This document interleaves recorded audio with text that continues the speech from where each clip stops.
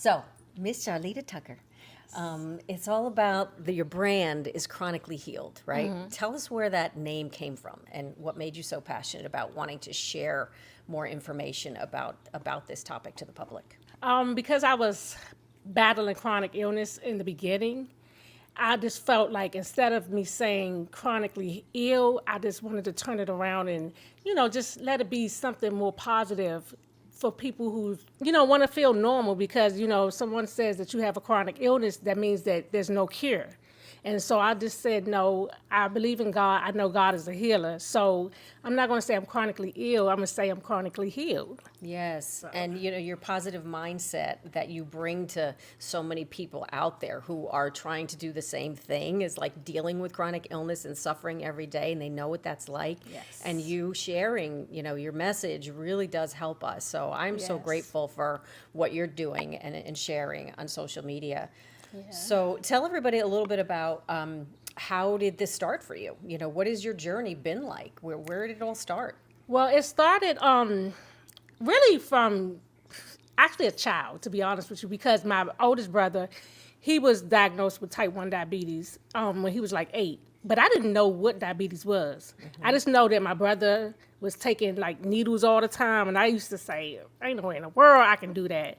And, I did that for years. I was just looking at him like, oh, I'm glad that's not me. But the thing about it is you never say never, because you never know what you have to end up doing, Yeah. and especially to survive. But when I was 24, I started feeling sick and had all these different symptoms. And What were some of those symptoms that you had? like one thing was the thirstiness. I mean, I was always thirsty, urinating all the time. And I just felt really dizzy and just, Tired? tired. It was so many symptoms that I wasn't familiar with. And my brother's the one who's actually responsible for, that. I say he diagnosed me because he Yeah. was telling me, he was like, why don't you check your blood sugar? Let me check your blood sugar. And I was like, for what? He was like, just let me check your blood sugar. And when he checked it, it just kept blinking high. It didn't even give me a number. It was off the charts. Yeah. Yeah. And so he was like, you need to go to the hospital. And so when I went to the hospital, I told them what was going on, and they took me right back. But before that, about a month before that, I actually had a physical done. And when I had the physical done, I was fine a month before that.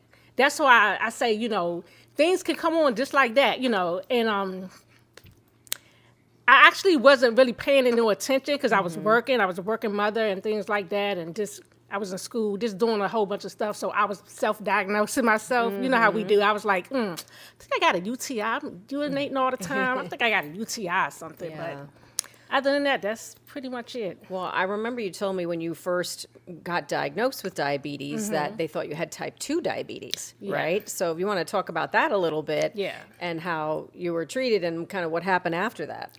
Yeah. When I was first diagnosed, they told me that I needed to stop eating certain things and to do, diet and exercise and things like that. And I was doing everything that they were telling me to do. But it wasn't working. And they never told me that there was a difference between type 1 and type 2 diabetes. They just made it seem like diabetes was just diabetes. And everybody that, was diagnosed was just either eating the wrong stuff or, just wasn't taking care of themselves. And like I said, everything that they told me to do, I did it, but it wasn't working. And they had me on pills and insulin at first. But like I said, it just was not working. I was always sick. And they were blaming me for it as if I was doing something wrong. And so I got to the point that I was even scared to go to the doctor because I was like, I know I'm going to hear their mouth. They're going to say, what are you doing? Why is your blood sugar so high? And this and that, And I even had one doctor that told me, actually when I was pregnant with my baby girl, that I probably wouldn't make it past 40 because of how my blood sugars was going and things like that. So once she told me that, I was literally scared to make it every single year to the next age. Yeah. And so I just said, you know what? Well, because your brother, Yeah. he ended up passing, right? Right. At what age was that? He passed at 41. So that was a thing. That was in your mind It as was in my well, mind. I right? went through so much depression and anxiety. I was having seizures all the time from low blood sugar. So all of this stuff they never told me about. I had to kind of figure it out on my own. And the seizures did so much to me. It messed with my brain a lot because when you have a seizure, it takes away a lot of your brain cells. If depending on, I guess, how long you're having it, but just seeing my brother and everything that he went through, it just kind of scared me. And I never found out I had type 1 until I developed thyroid disease. Because even though I had diabetes all that time for 5 years, I went to the doctors and everything, the regular primary care physician. They never told me to go to an endocrinologist.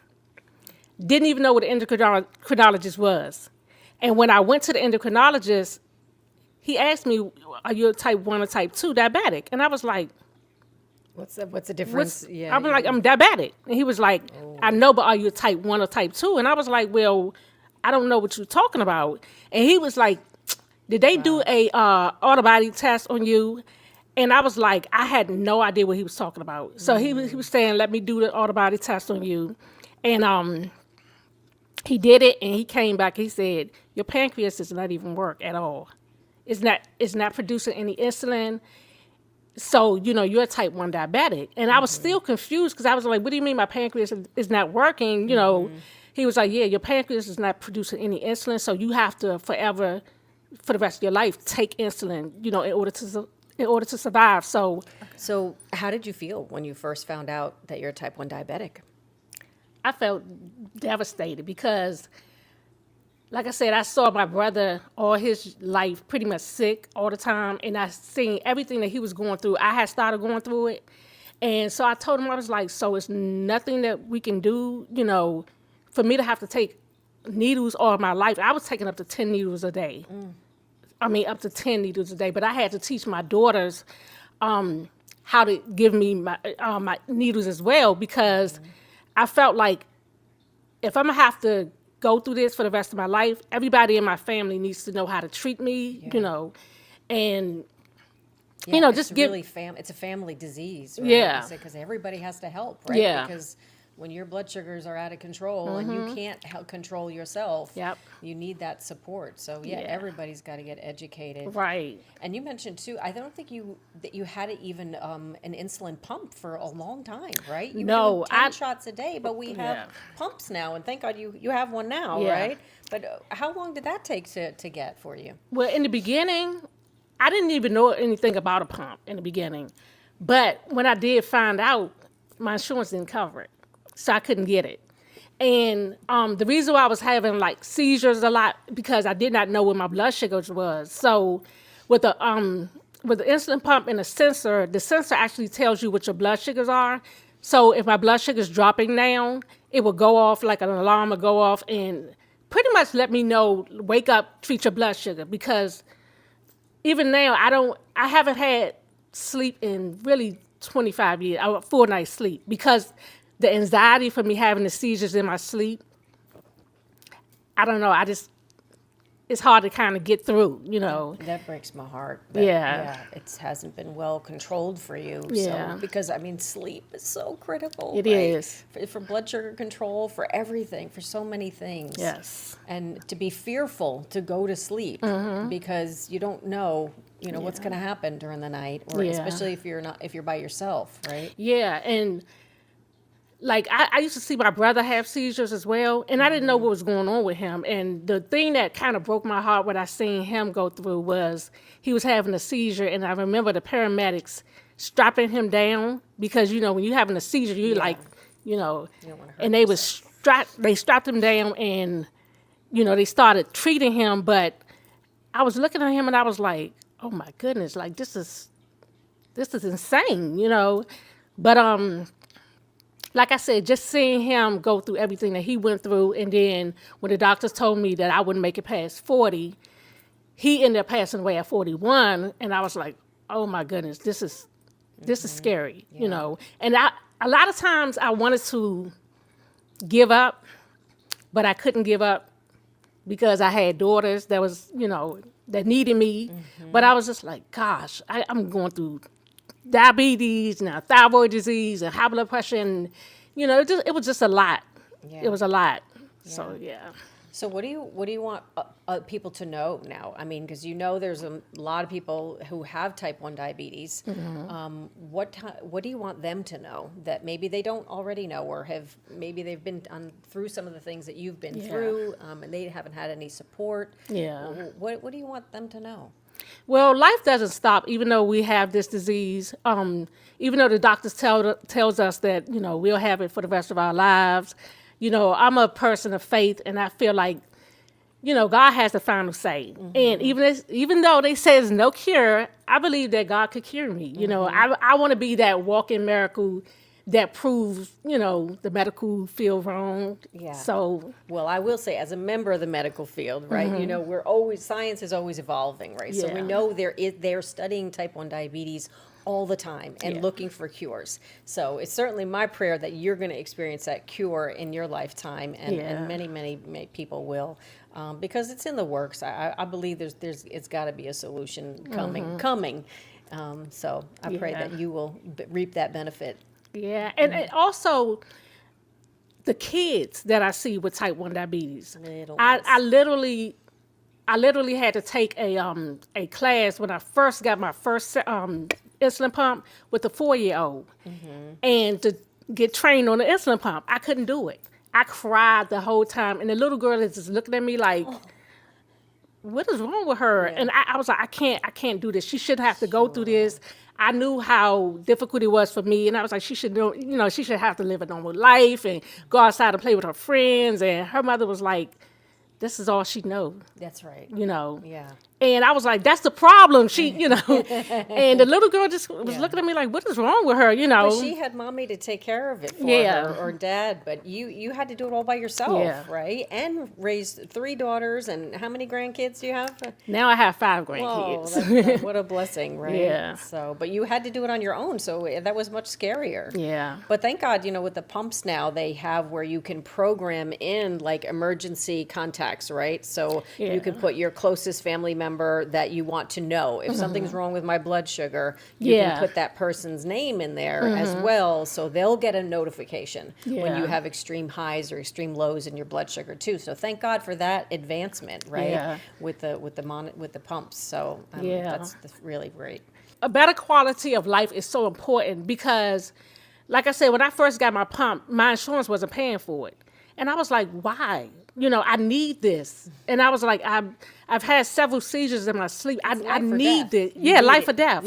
And the part that hurts me the most is when someone else gets to control what you need when it comes to your health. Yes. And it's all about a money thing. Yes. And of course I didn't have the money to pay for this pump. It was like thousands of dollars, Right. And I lost my job from being, sick, having health issues and things like that. And so when I lost my job, I lost my insurance.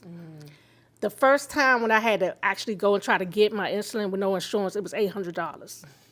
And I don't know. I had to literally go and try to beg social services to help me to get my, my medical supplies and things like that. I needed medical insurance. Fight for a life affecting medication. You can't live without it. Right. It's not like I needed to get some cough medicine. Exactly. Right? Exactly. That's what frustrates me about our healthcare system too, is having to fight with the insurance companies and for getting people what they need. Yeah. But thank God that law has changed now, right? So the costs of insulin have gone down significantly. Yes, thank God, because that was absolute horror. Yeah. Yeah. Now, my prayer is for everyone to be able to get what they need. It's sad when you can't afford something that you need to survive. So, it's like you got to choose between buying food or buying insulin, and that's the hard part. 'Cause it's like, especially when you have kids, So, Something nobody should ever have to go through. I'm here with another dynamic medical professional, but she's not only a dynamic medical professional, she's also a dynamic financial coach. Miss Veronica, can you please tell us about yourself? Well, hello. Thank you for having me here. I feel so blessed and excited to be here for Chronically Healed, and I just love the name. Thank you. So, my name is Veronica Alston, and I am a financial coach. I'm also a physician assistant. So, my journey kind of started out as far as finances is concerned. Is I'm a physician assistant or physician associate, as we're called now. And I did that for many, many years. But like you, we were hit with chronic illness. And so my husband was diagnosed with a chronic illness. And for me, I was like, I've seen this before Yeah. because my dad had chronic illness growing up. And so my mom worked 3 jobs to make sure that we had enough food on the table. We Wow. had our, house still paid for. We were able to go to school while he was battling those illnesses. So when my husband was diagnosed with a chronic illness, I was like, oh no, I'm not working 3 jobs. Yeah. So really my fear was I didn't want to work 3 jobs. And so I was like, we got to get out of debt. Like we Yeah. got to get rid of this debt and we got to make sure that we got enough money saved. So it was really a lot out of fear and panic. Yeah. And I started going into research and trying to figure out how we're going to get out of this debt. Because if something happened to him, it's going to all be on me. And I don't want to work 3 jobs. Right. And so I ran into a financial coach that just kind of led me into how to pay off debt. As I started going through the journey, it was so fear-based. What if something happened? What if this happened? What if Yeah. that happened? And I lived with anxiety, not only with the money aspect of it, but what was going to happen to my husband, what was going to happen to our family. Yeah. And I, being a woman of faith, I started diving into the Word of God. And I was like, man, this is being fueled by fear. And I've got to get rid of this fear. God has not given us the spirit of fear. Facts, And yes. so I started walking by faith. I was like, this is going to be faith filled. I am not going to be filled with fear. And I started working on a plan for us to get out of debt. And it took us 7 years to do it, but we were able to get completely out of debt. And we had everything that you can name from timeshare, car payments, credit cards, mortgage. We had it all, and we were able to get completely out of debt in 7 years. And that also led me discovering that I like being a PA, but it wasn't really in the field that I loved. Right. And so being able to become debt free, I was not only able to become financially free Yeah. and work on just getting rid of all the debt, but also changing my life and how I interact with my patients now. Yeah. And so I wrote a book called Faith Fueled Finances because Yes. people kept asking me like, how did you do it? How did you do it? And really, I was like, I don't know. I just used the word of God. And so it became my mission just to write down my journey and teach people what I did, not only to get out of debt and become financially free, but also to find purpose. Right. And this book right here, I have it. Yes. I have it. Faith Fueled Finances. It is a wonderful book. Trust me. I really, really relate to you when you say about, your husband getting sick and just the financial part. A lot of people don't know, you can have dreams and goals. You can just put all of the, money to the side and everything like that. In the beginning, when you don't know that you are going to be hit with these, chronic illnesses, you don't know, let me put some money to the side just in case something happens like that, because we don't think like that. Mm-hmm. And one thing I love about you, you are really adamant about, just saving and things like that. And I feel like the people that you hang around, you got to feed off of it. So you being that way, listen, you taught me something. So, and I appreciate that. You and your husband are so good at the financial education that you all do. And I just love it. I love it because, first of all, you all doing it together. Mm-hmm. So I love it. But, when you become sick, when a person becomes sick, it's like now you have to figure out, okay, do I buy my medication or do I buy my food? Do I pay my mortgage? And, for certain diseases, you have to kind of buy your medication first before you can do anything, because otherwise you might not even be here, Right. you know. And so, especially if it's something like, you know, or maybe you may be in a lot of pain, and you're like, I need to get out this pain. And I'm not saying that medicine is for everybody, because some people don't have to be on medicine. But the thing about it is, when you have to choose between the medication or food, or you know, my mortgage, or taking care of my family, that's a hard thing to have to do. Right. And I definitely had to go through that. You know, I had 3 kids. When I was first diagnosed, I was like, okay, this is, well, when I was first diagnosed, I only had 2 at the time. But then, you know, years later, I had my baby girl, and I just thought that, you know, life was going to be gravy for me. But, you know, I was pregnant, and I had diabetes with her. And so I went through a lot with her. And I remember one of my doctors literally calling me at my job, because I had did blood work. And they were like, you need to come to the hospital right now. And I was like, I'm at work right now. And they was like, okay, you need to come to the hospital right now, because I was pregnant. They was more so looking out for not just me, but for my daughter. And so I was like, well, I was a manager at the time, and I was like, well, I have to wait for somebody else. You know, when you're thinking about, like, I need money and things like that, you're like, okay, I don't want to take off right now. You're not really thinking too much. And that's sad. You know, that's sad that you got to think like that. But they were like, you need to come to the hospital right now, because your it was something that was off. I forgot what it was. Something that was off, and it was dangerous for me and the baby. So they literally asked to speak to my manager, and was like telling them, like, she needs to get off, come to the hospital as soon as possible.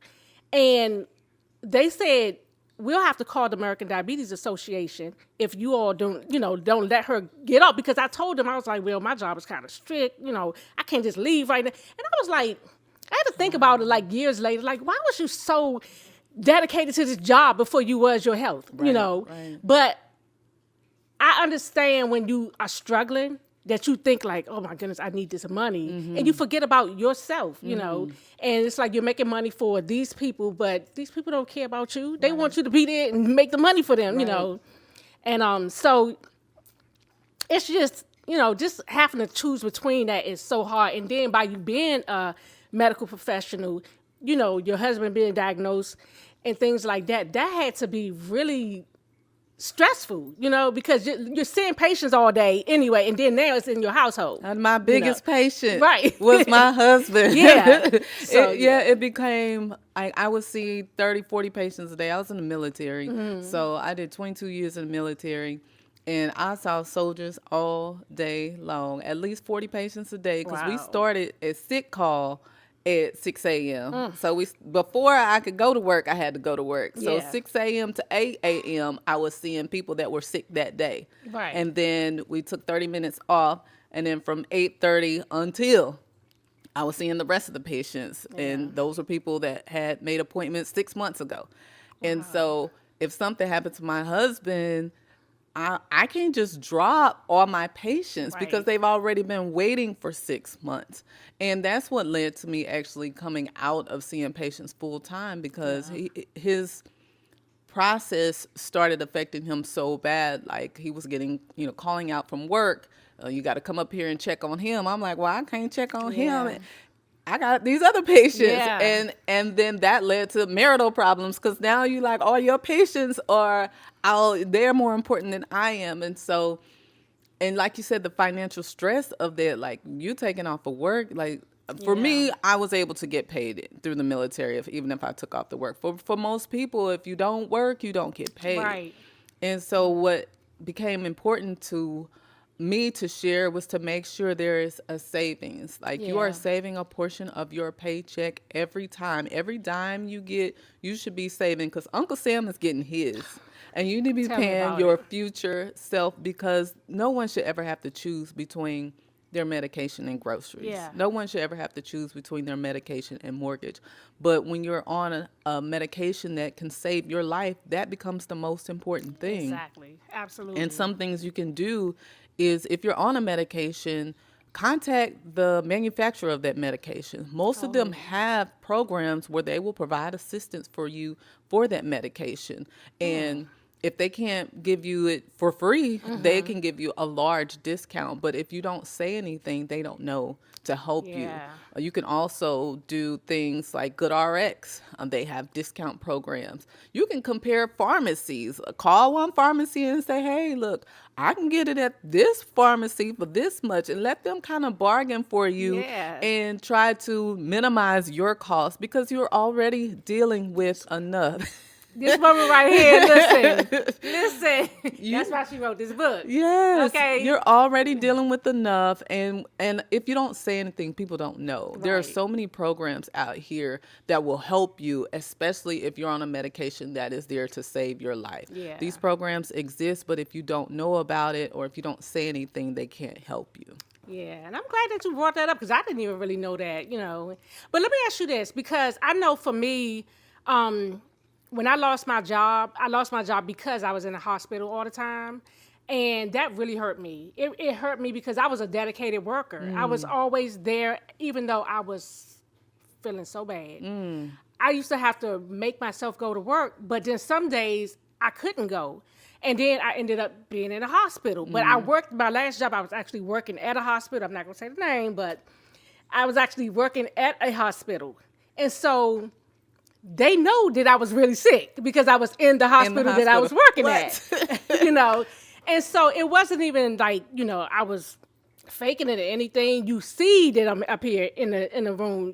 And so it's like, when I lost my job, it hurt me so much because one of the things that one of the employees had told me that one of the managers had told her, we were close, me and the other employee. She was like, the manager had said something about I was a liability because I was always sick and stuff like that. And she told me this after I lost my job. Wow. And because the day I lost my job, and I remember this, and this is so crazy because when she called me in there and she was just telling me about, my time and attendance, she blamed it on my time and attendance. I said, but you knew that I was in the hospital. Like, I couldn't help that, And, when she let me go, I said, you know what? Normally, my before Christ, Okay. I would have went off on her because I ain't gonna lie. I was thinking, I have kids, I have medical stuff, I have, bills. And so when she let me go, the first thing that I thought of is, gosh, I really want to cuss her out, fuss her out, but God wouldn't let me. It was like the Holy Spirit was like, no, you can't do it, know. And you know what I told her? I said, you know what? You may be my boss here, but I got a boss that's higher than you. Yes, ma'am. And this lady looked at me like, did she just use that on me? And it was kind of like, gosh, like I was upset. And I ain't gonna lie, I went home, I cried in the car for 2 hours. 2 hours. And I was like, I felt like I was like useless, because I was like, gosh, I can't even keep a job now, and everybody kept telling me like, why don't you try to go on disability? Because my oldest brother had to go on disability. So everything that, like I said, my brother went through, now I'm going through it, And so it took me 5 years to get approved for disability. Wow. Because they kept saying I was too young. And I was like, but my medical history and everything else is in the reports, and it's this thick, And so I kept on applying, and I had to get a lawyer. They turned me down up there when I was living in D.C. So then when I moved to Raleigh, I got a lawyer down here. And when I went to the lawyer's office, I walked in there, and she looked at me, and she said, I don't mean no harm. She looked me up and down because I like to look good. That's something that makes me feel good about myself, And it's not about even like being conceited or anything because that's far from my mind. It makes me feel good because I feel like I can control my outside because I can't control what's going on the inside of me. So when I dress up or get myself together, it makes me feel like I have control over that. So when I walked into the lawyer's office, she looked at me and she was like, you can't go to court like that. Right. And I was like, why? And she was like, honey, let me tell you something. I have your medical records right here, so I know what you go through. But a judge is going to look at you like, You look fine. You to look me. fine. What does sick look like? yeah. And I was like, I said, that's the problem I had all my life dealing with this. Everybody would be like, you don't look like nothing wrong with you, or you was fine yesterday. Every day is a different day for me. Every day is unpredictable. And then a lot of times I push myself through anyway, because I feel like if I just kind of like lay home and be depressed. I went through depression for years and anxiety. And I'm going to be honest, but I'm still going through it, I don't claim it, but it is what it is. But yeah, she told me, she was like, you can't go in there looking like that. And I said, why? You have my medical records and things like that. And she just told me, she was like, you can't go in there looking like that because I don't see sick. And they're not going to see sick. One of the things that's not talked about a lot is disability insurance. And most employers provide disability insurance to where if you are sick, you can go out on disability and your job can still pay you a portion of your salary as long as you are sick. And for Yeah. some people, that's for the rest of your life. Right. And that's kind of what happened to my husband. He just happened to talk to someone and they were like, make sure you take disability insurance. And he had no idea what that meant. But because someone mentioned it, he checked disability insurance and Yeah. he checked like 60%. And so he was like, what that mean? He's like, well, if you go out and you're sick, you're going to get 60% of your pay. Not knowing that he was going to be diagnosed with a chronic illness and have to go out on disability. Yeah. And so because of that, he still receives to this day 60% of his paycheck that Oh, he wow. made. And he was diagnosed back in 2008. He went out of work in 2013. And Oh. so he's working to get off of it because he really wants to go back out into the field Yeah. and really wants to get back. He's got his health under control now to a reasonable amount, but we're trying to get him back out. So Yeah. making sure that you make sure you look at your benefits that is offered at your job, and Yeah. maybe you won't have to suffer, and that can be a source of income just by Right. checking that one box. And it was like $4 a month or $4 a paycheck. Yeah. And a lot of people don't know that. Yeah, and that's sad. A lot of people, we suffer because we don't know, a lot of things that we should know, especially when we go and we work for these people and then, it's things that we are eligible to get, but we can't get it because we don't know about it, And So make sure that you review your package from HR. yeah.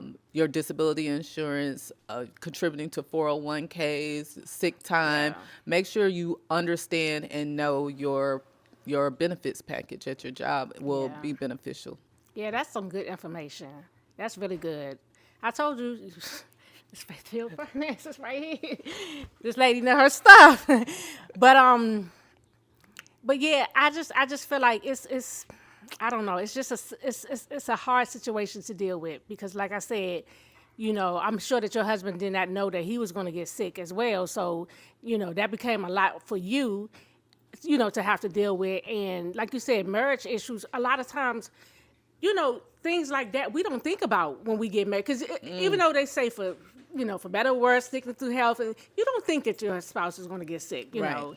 And so, yeah, I'm glad that you are so knowledgeable in this, this section and everything of your life. It's just really, really, it's important. Because Yeah. like that paycheck stops, right? Something may happen, someone gets sick, they get hospitalized, and their paycheck stops. So Yes. number one thing, like we talked about before, is making sure you have an emergency fund. You're always saving a portion of your check to pay your future self, is what I say. Right. But you need it for emergencies. A Right. portion of it every single time, and keep it set aside for emergencies. The best thing is to build at least 6 months. But you got to start off small. Start off with Yeah. where you're at, $100. Start with $100. Work your way up to a month. Then work you up to 3 months, and then 6 months. You want to have an emergency fund just for emergencies. Yeah. Because when that paycheck stops, those bills keep coming in. Exactly. You still got to eat. Exactly. Ooh, Lord, yes. And other thing is, don't Closed mouths don't get fed. That's what my grandma used to say. You know what? That's Closed my mouth saying right there. Yes. Don't get fed. And so say something. Yes. There are food pantries. Put your pride aside. Yep. Go to the food pantry. Churches have benevolence ministries. Yeah. Like we talked about the pharmacies, they can assist you. Let them know I got laid off from my job or I can't work. I've been in the hospital. And they will practically give you the medication that you need through their programs. Yeah. So ensuring that you're opening your mouth and you're saying something, set that pride aside. Yes. Taking advantage of all the opportunities. I'll tell you another story. I ended up pregnant and having to come off of work. I was high-risk pregnancy Okay. at my job, and I worked at the hospital. And I was running out of vacation time. And I was at 20 weeks, and I was on bed rest. And I was running out of vacation time. And so I opened my mouth. And my doctor started a vacation train. Everyone in the wow. hospital donated a day for me from their vacation time. So I was still able to get paid my full check until after delivery of my daughter because everyone in the hospital donated a day to me. Oh my goodness. So if you don't open your mouth, Yeah. people don't know. And people love to give. They need a cause Yeah. to give. We're created to give. Yeah. And so when you open your mouth and you say something, people will meet that need for you. Yeah, exactly. And that's, what you said was so true because sometimes we as people, we want to hide stuff and we don't want people to know that we're struggling and this and that. And when I did lose my job, of course I lost my insurance. And so, like I was saying earlier about my insulin was $800 with no insurance at the time. I mean, thank God that they, lowered it now, but I just lost my job. Right. Where am I get $800 for some insulin from? So I had to literally go down to social services, and I asked them. I said, "Listen, I need some medical assistance. When I say I need it now, I need it right now. Because, sometimes they make you wait 30 days until they approve you. I said, I don't have time for that. I'm on a medication that I need right now. I'm on insulin. I can't, just go without it because I'm like, I'm tired of being in the hospital for one thing. Right. So, of course, if I don't take it, then, hey, I just lost my job from being sick, And I had to literally go down there and beg these people to give me medical insurance because, they were like, well, you have to wait 30 days. And I said, ma'am, I don't have 30 days. Right. This is my life, And so by the grace of God, you do have those people who actually will listen to you and actually care.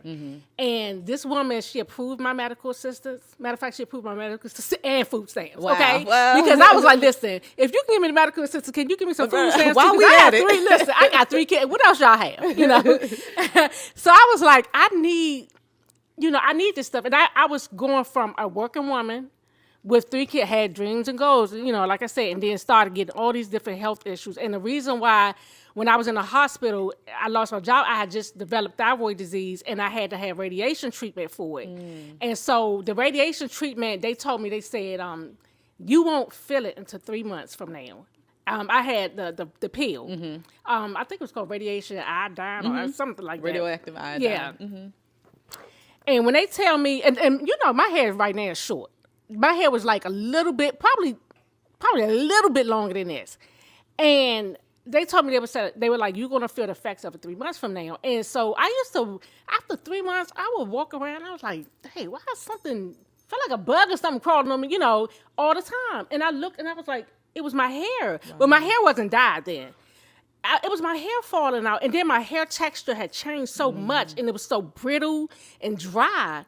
And they were like, the radiation is kicking in now. And then I became so fatigued, so tired.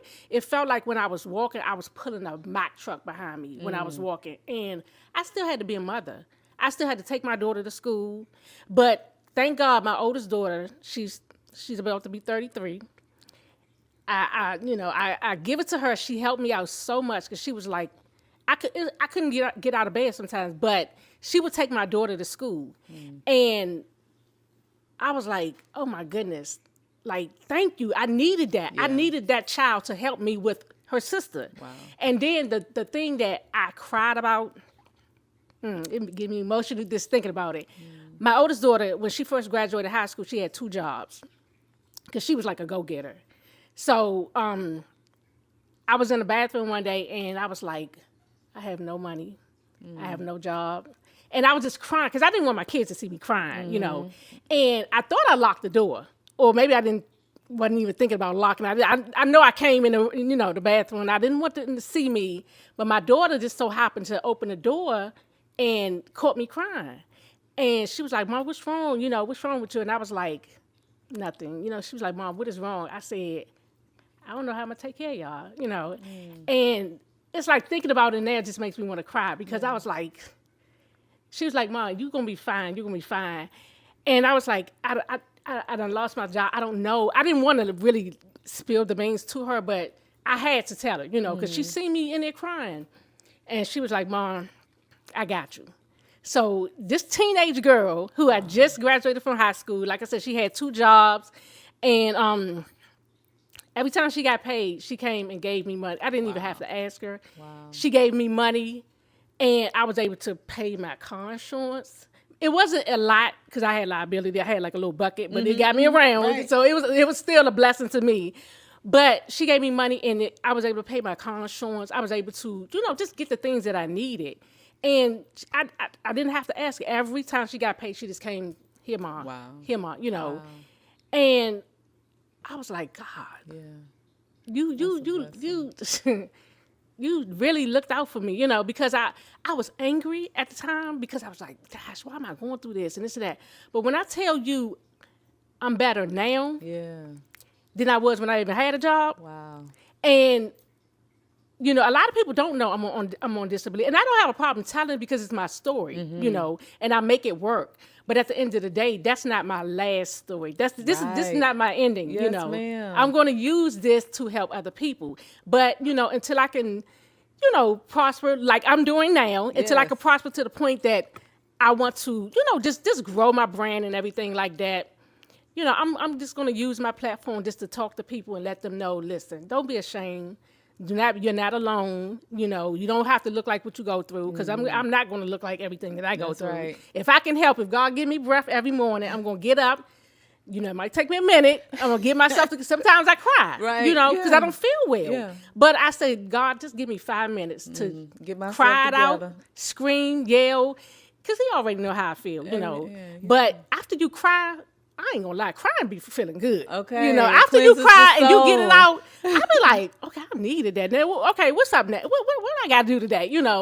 And so it keeps me going. And so I love that for me because I said my kids get to see that no matter what my mother's going through, and my grandkids, she's still pushing through. Yeah. So that's my message. And your vision still can come true. Your dream still can come true. There's other programs out there. I don't know if you know about vocational rehab. Every state has a program for people that have medical challenges or disability where they will help you get back out into the workforce and get into a field that you love. And it's through the vocational rehab through your state department. And it's funded by the state. You don't have to pay for anything. Sometimes they pay for your books, your laptop, your tuition. They pay for it all to send you back because they want to help you get back to the spot that you were or even beyond, so you can still accomplish your dream. So it doesn't end here. I told you, as long as God give me breath, listen, I'm gonna do what I gotta do, And the thing about I love right now for me is I'm meeting people like you, like or like Rita, Dr. Tamik. I'm meeting people who, it's like I didn't have that circle of medical people in my life that can tell me, I can bounce off of, I'm having this problem or whatever, and that's a blessing to me, because you all are not just like my medical, advice. Y'all friends. You got 3 doctors as friends. Right, y'all friends. Y'all truly friends, a family. Yeah. You all have become family. So I appreciate that, and I love you, each one of y'all, because each one of you all have given me, dropped a gem in my life. So we love you too. Thank you. So